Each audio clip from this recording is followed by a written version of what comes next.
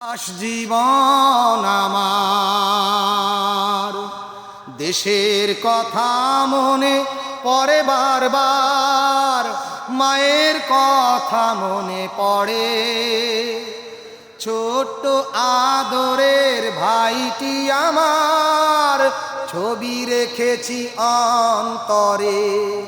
প্রবাস জীবন আমার দেশের কথা মনে পড়ে বারবার, মায়ের কথা মনে পড়ে।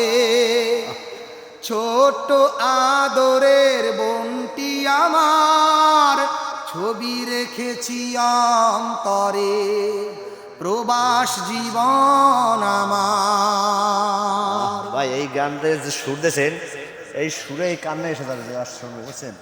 যে ছোট বোনের কথা বলছেন, মায়ের কথা বলছেন, নিজের ছোটবেলার কথা বলছেন। আপনি তো বিদেশ যাবেন, বিদেশের কথা আমি কিভাবে লেখেন?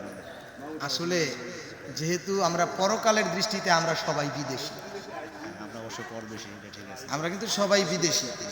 আমাদের মূল দেশ হচ্ছে পরকাল। সুতরাং ওই দৃষ্টি থেকে যখন আমি দেখি, তখন আমি নিজেকে পরবাসী বলেই বা প্রবাসী বলেই আমি নিজেকে উপলব্ধি করি।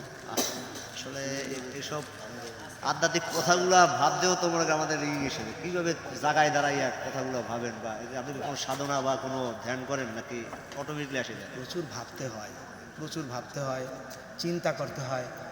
আল্লাহ তো বলেছেন চিন্তাশীলদের জন্য আমি নাজিল করেছি কোরআন।